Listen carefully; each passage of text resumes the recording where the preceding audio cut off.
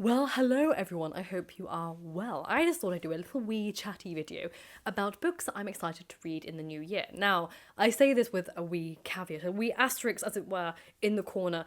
There is no chance I will read all of these books in this year. These are just the books that have piqued my interest the most, and if I get the opportunity to read them, I would be very excited to read them.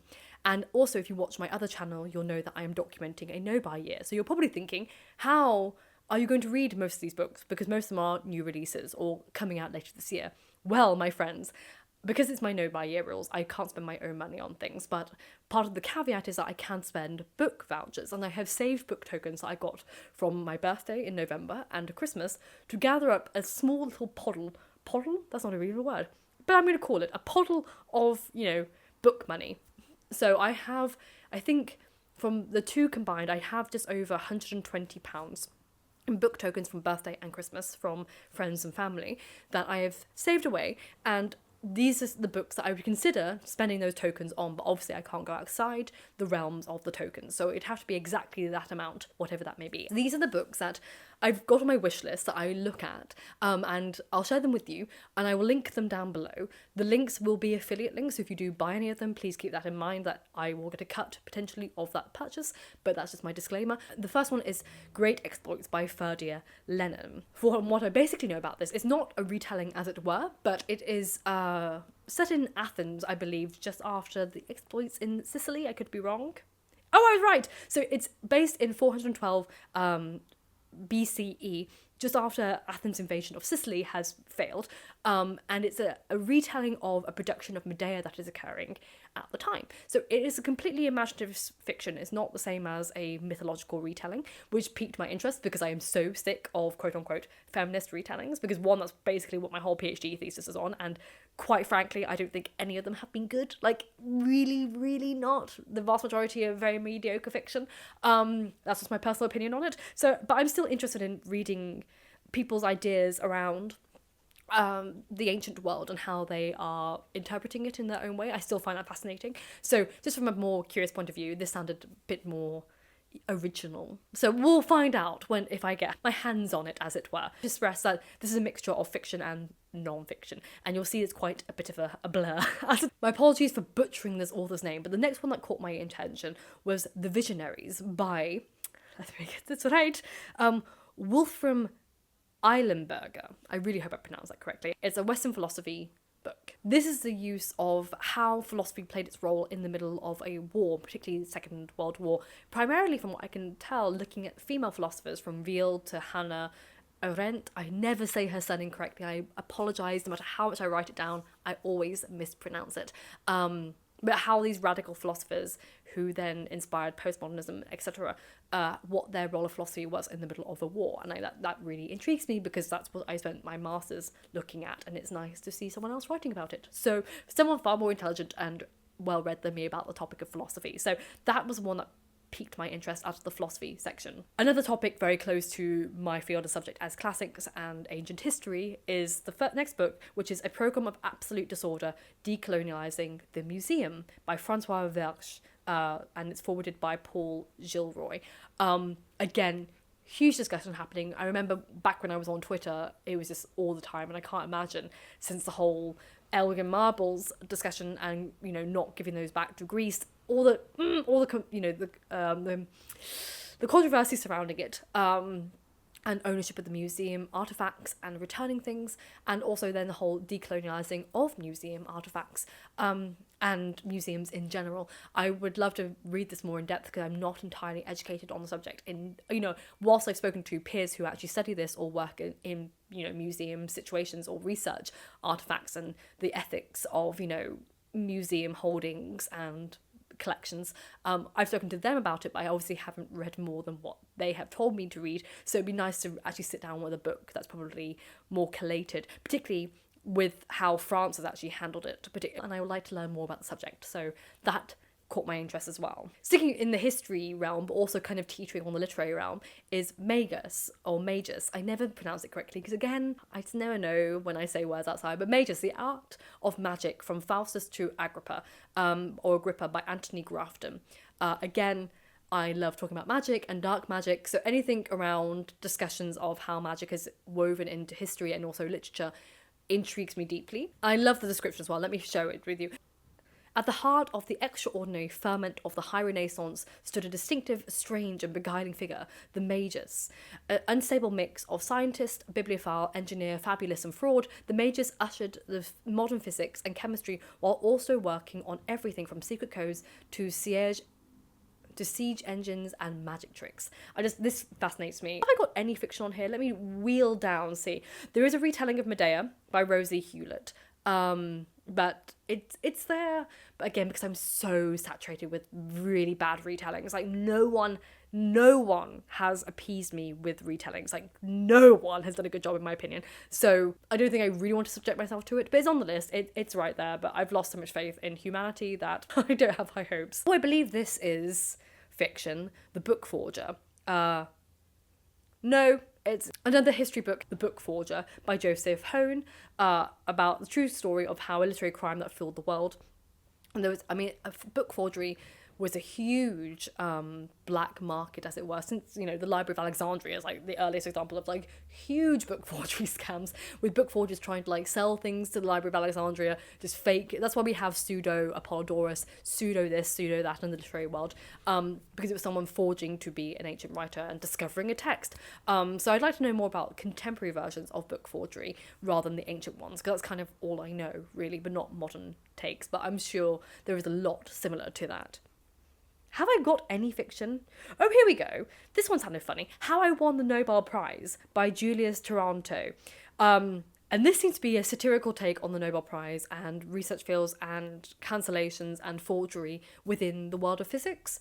Not something I know anything about, but from a fictional point of view, it sounds like quite a funny take on everything. And I'm more into either dark humour or very deep kind of literary analysis that's kind of really obscure. Like really obscure fiction or really funny fiction is what gets me. So things that are like nonsensical, sort of absurdist fiction or silly fiction, that tends to pique my interest, as it were. So this one sounds like it'd be fun and engaging, but not too heavy-minded. That's on my fiction wish list. Why can't I speak? And another one that caught me is called Blue Lard, which is stupidly expensive. It's by Vladimir Sorokin. It's one of those New York publishing books, which are just so expensive in the UK. I suppose they are in America as well. But this is a Russian translation that's only just coming out, I think, in February.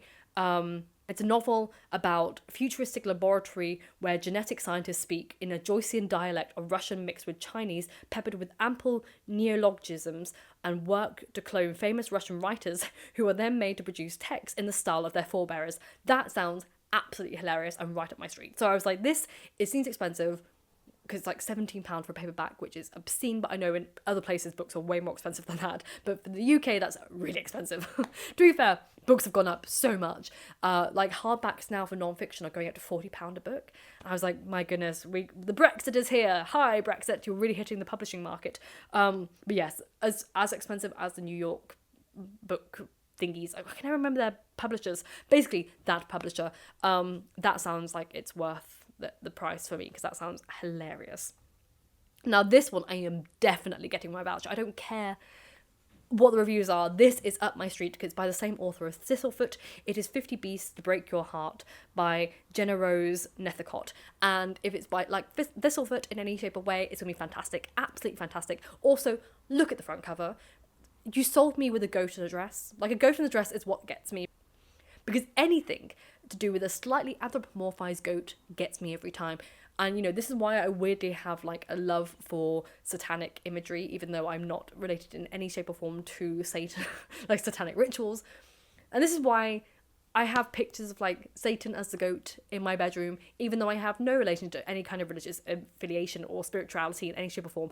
That always gets me. Maybe it's because I was born in the year of the goat as well. I just love goats, and slightly anthropomorphized goats in clothing or standing up will just get me every time. So maybe it's just I'm the year of a goat and it speaks to me in some way, but that's what immediately caught my attention. I didn't even notice the author until afterwards. I was like, oh my goodness, I'll love it, because she's a fantastic writer. So we're sorted. I'm very excited for that. Definitely going to get this with my token. Because it's Gothic fairy tales. Who doesn't love weird takes on Gothic fairy tales? That's, again, right up my avenue. So yes, we're going for that. And we have a political theory book on my wish list, which is The History of Ideas by David, I'm not saying that correctly, Bowell. So it's a follow-up from Confronting Leviathan, political thought, which I want to get into more. I'm not well versed in political theory, particularly political philosophy. I listen to a lot of podcasts on political theory, but I haven't really read the books. I'm a bit scared of it, because I don't know everything about all the types of different theories out there. But every time I listen to like Hassam Piker's discussions online, I'm always like, I would love to know more about this topic. I wish I was slightly more well versed. So I'm trying to dip my toes in with the hyper awareness that I won't understand most of what is said, but it's good to try. It is good to try. Because I read a lot about feminist theory, is Why Men by Nancy Lindisfarne and Jonathan Neal. So this is a history of human violence and inequality, looking at the evolutionary inclination towards violence. And this is a study of, the biological inclinations and how evolution has played a role in, violent patriarchy, or, the dominance of violence, and how violence became a power force that was employed by people in societies around the world in evolutionary standards, and how that is now manifesting in inequality both for all genders, with a more focus on the male side of it, because obviously with feminist theories you tend to obviously just more read about feminist statistics. I would like to read about male statistics, which I have a feeling that this book will do. It could be disappointing and may not, but I'm going to get the impression that it's going to give a different side to the discussion, looking at how it's impacting men as well, and why men, and socio-evolution of men. So fascinating. I haven't really read about it much, so I want to kind of branch out my feminist discussions by including those kind of statistics. I don't have real access to them, and not many people write about them, particularly in feminist theory worlds or socio-political worlds. And the other books on my wish list are very, very classics based, like massive texts from Routledge about Ovid. There's a new collection that's just come out, or is coming out, that I really want to read. Also in June, there's a poetry collection of The Trials of Orpheus. Poetry, Science and the Early Modern Sublime by Jenny C. Mann. This just intrigues me, and this is just an exploration of how Orpheus has had a literary impact throughout history, basically, and how it's impacted poetry and the story of Orpheus.